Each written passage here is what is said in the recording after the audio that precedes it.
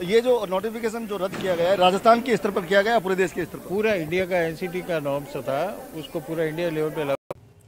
नमस्कार दोस्तों, स्वागत है आप सभी का ऑनलाइन अड्डा फर्स्ट यूट्यूब चैनल पर। इस वीडियो में हम बात करेंगे एक बड़ी अपडेट के बारे में जो कि संबंधित है बीएड को लेकर। इस वीडियो के माध्यम से आप सभी को पूरी जानकारी दी जाएगी। अगर आप बीएड हैं तो इस वीडियो को पूरा सुने, अगर आप बीटीसी हैं तब भी आप इस वीडियो को पूरा सुने, क्योंकि इस वीडियो के माध्यम से आपको जानकारी देने का कार्य किया जाता है।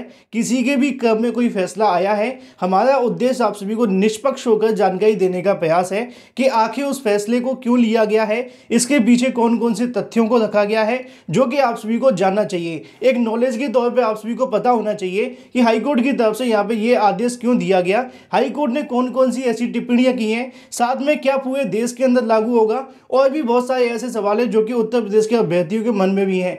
मुझे उम्मीद है कि अगर आप इस वीडियो को पूरा देखते हैं तो आपके सभी सवालों के जवाब मिल जाएंगे। बस शर्त आपसे होगी कि वीडियो को आप पूरा देखें और न्यूट्रल होकर देखें। मेरा उद्देश्य सिर्फ आपको जानकारी देना है, चाहे वो बीएड अभ्यर्थी हो या फिर बीटीसी अभ्यर्थी, क्योंकि फैसला कोर्ट ने, सरकार ने किया है। मैं बस आपको एक माध्यम के तौर पर जानकारी दे रहा हूं। तो वीडियो को आप सभी लाइक अवश्य कर दें, साथ ही शेयर कर दें और चैनल को सब्सक्राइब करना बिल्कुल ना भूलें। चलिए दोस्तों, वीडियो शुरू करते हैं। थोड़ी सी जानकारी मैं आपको दे दूं कि जब रीट की परीक्षा करवाई गई थी या फिर उससे पहले नोटिफिकेशन जारी किए गए थे तो उस समय पे बीएड को यहाँ पे अलाउ नहीं किया गया। अभ्यर्थी यहाँ पे कोर्ट चले गए, कोर्ट की तरफ से अंतरिम आदेश दिया गया कि जब तक इस याचिका पर फैसला नहीं आ जाता ये सभी अभ्यर्थी आवेदन कर सकते हैं। इसी के आधार पर छात्रों ने आवेदन किया और परीक्षा तक दे दी, और लाखों की संख्या में जब आज की तारीख में फैसला आया तो लाखों छात्रों को बड़ा झटका भी लगा। लेकिन हाईकोर्ट की तरफ से एनसीटीई के नोटिफिकेशन को रद्द कर दिया गया। असल में आसान भाषा में कहें तो बीएड अभ्यर्थी बाहर हो गए। अब यहाँ पे बीटीसी अभ्यर्थी ही रीट परीक्षा के अंदर यहाँ पे नौकरी पाएंगे, लेकिन अभी भी उनके सामने एक रास्ता खुला हुआ है, वो सुप्रीम कोर्ट का है। वो चाहे तो सुप्रीम कोर्ट जाकर इसको चैलेंज कर सकते हैं, लेकिन किन तथ्यों के आधार पर यहाँ पे कैंसिल किया गया है वो मैं आप सभी को अवश्य बता दूं। फिर उसके बाद हम बात करेंगे उत्तर प्रदेश को लेकर, साथ ही पूरे देश को लेकर बीएड छात्रों के बारे में। पहले मैं आपको समझा दूं कि कोर्ट की तरफ से यहाँ पे 2-3 महत्वपूर्ण टिप्पणियां की गई हैं। उनका कहना था कि एनसीटीई की तरफ से जब 28 जून 2021 को यहाँ पे बीएड को एलिजिबल किया गया था तो एनसीटीई ने एक पॉइंट यहाँ पे रखा हुआ था कि जब उनके पास पर्याप्त संख्या में बीएसटीसी छात्रों की संख्या ना हो या फिर ऐसे में प्रदेश के अंदर बीएसटीसी छात्रों की संख्या ना हो तो वो चाहे तो यहाँ पे बीएड छात्रों को अलाउ कर सकते हैं और बीएड छात्रों को भर्ती बिठाते हुए आगामी कुछ समय के अंदर यहाँ पे बीएसटीसी छात्रों को कहीं ना कहीं और बढ़ाकर फिर बीएड अभ्यर्थी को बहाल कर सकते हैं। ऐसा कहीं ना कहीं राज्य सरकार के हक में दिया गया था एनसीटीई की तरफ से। इन्हीं तमाम मुद्दों को लेकर कोर्ट के अंदर एफिडेविट लगाया गया। अब यहाँ पे राजस्थान सरकार की तरफ से एक एफिडेविट लगा दिया गया था कि हमारे पास पर्याप्त संख्या में बीएसटीसी हैं, जिनको आसान भाषा में बीटीसी कहेंगे हम, वीडियो के अंदर कंफ्यूज मत होना। तो ऐसे में कहीं ना कहीं राजस्थान सरकार बीटीसी छात्रों के पूरे तरीके से पक्ष में थी। वो खुद नहीं चाहते थे कि बीएड अभ्यर्थी इसके अंदर शामिल हों। इसी वजह से उनकी तरफ से महाधिवक्ता ने बहस करते हुए एक एफिडेविट लगाया। उसमें उनका कहना था कि हमारे पास पर्याप्त संख्या में बीटीसी हैं, इस वजह से हम बीएड अभ्यर्थियों को आवेदन करने का मौका प्राथमिक शिक्षक भर्ती में नहीं देना चाहते थे, इसीलिए नोटिफिकेशन में शामिल नहीं किया। लेकिन माननीय न्यायालय के आदेश पर उनको आवेदन और साथ में परीक्षा में बिठाया गया। इन्हीं तमाम मुद्दों को लेकर हाईकोर्ट की तरफ से समझा गया और यहां से बीएड अभ्यर्थियों को बहाल कर दिया गया। ऐसे में कहीं ना कहीं एनसीटीई के कानून को लेकर अगर बात की जाए या फिर नोटिफिकेशन को बात की जाए, उसको पूरे तरीके से हाईकोर्ट ने यहाँ पे रद्द कर दिया। अब जब नोटिफिकेशन रद्द हो जाता है तो छात्रों के मन में सवाल देखने के लिए मिलता है, क्या ये पूरे देश के अंदर लागू होगा, सभी राज्यों के बीएड अभ्यर्थियों पर लागू हो जाएगा? तो आपको यहाँ पे एक छोटी सी बात याद रखनी होगी कि सिंगल बेंच की तरफ से जब आदेश दिए जाते हैं तो वो सिर्फ आदेश दे सकते हैं, किसी रूल को यहाँ पे कैंसिल नहीं कर सकते, या फिर अगर वो सिंगल बेंच को लेकर किसी भी नए रूल को यहाँ पे पारित नहीं कर सकते हैं। ये जो हक होता है वो कहीं ना कहीं सुप्रीम कोर्ट के पास में या फिर डबल बेंच के पास होता है। लेकिन अभी तक पूरा आदेश तो जारी नहीं हुआ। हालांकि जोधपुर हाईकोर्ट के अंदर इस मामले को चैलेंज किया गया था, तो एनसीटीई का जो आदेश है राजस्थान के लिए पूरे तरीके से रद्द हो गया है। लेकिन आगामी समय के अंदर जब इस मुद्दे को लेकर आपको जो बहस है वो देखने के लिए मिलेगी अलग अलग राज्यों में, तो इस फैसले को बीच में रखा जाएगा और इसके आधार पर जानकारी के कहीं ना कहीं तथ्यों को समझा जाएगा कि किस आधार पर जोधपुर न्यायालय ने इस मामले को समझते हुए बहाल किया है। आज एक अधिवक्ता की तरफ से जानकारी भी दी गई, जिसको पहले आप भी यहां से सुन सकते हैं। सर क्या रहा आज कोर्ट में? बीएसटीसी वालों को जो लेवल फर्स्ट के रिजल्ट के लिए पात्र माना गया है, बीएड वालों को नकारा है।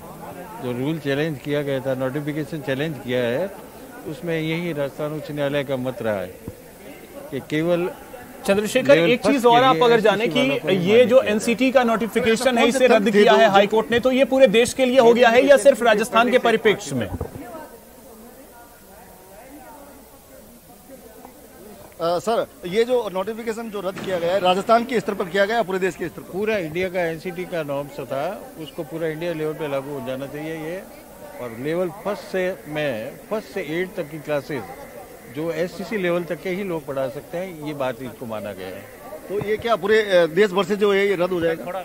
रद्द इन्होंने करना, अब गवर्नमेंट आगे एसएलपी कर सकती है, आगे कुछ एनसीटी ऐसे एसएलपी के लिए भी जा सकती है। फिलहाल राजस्थान उच्च न्यायालय का ये मत बना है। निश्चित तौर पे अगर बात करें तो जिस प्रकार से जो तथ्य सामने आए हैं, जिस प्रकार से ये कहा गया है कि ये पूरे देश में जो है ये जो किया गया था लागू, एनसीटी का नॉर्म लागू किया गया था, उसको चैलेंज राजस्थान में दिया गया था। राजस्थान में जो है सबसे बड़ी, तो जैसा कि आप सभी ने अधिवक्ता के माध्यम से भी सुना, उनका यहाँ पे कहना था कि पूरे देश के अंदर इसको लागू किया जा सकता है। अब ये डिपेंड करेगा एनसीटी के ऊपर, वो किस प्रकार इसको आगे बढ़ाते हैं। लेकिन ऐसे में कहीं ना कि डबल बेंच की तरफ से क्या आदेश दिया गया है, ये तो आदेश आने के बाद ही क्लियर होगा। लेकिन जो चीज़ें आप सभी के सामने पूरे देश को लेकर निकल कर आ रही हैं, उसको मैं क्लियर कर दूँ कि अभी तक ये सिर्फ जोधपुर इलाहाबाद, मतलब जोधपुर के हाई कोर्ट की तरफ से आदेश दिया गया है तो राजस्थान के अंदर लागू है।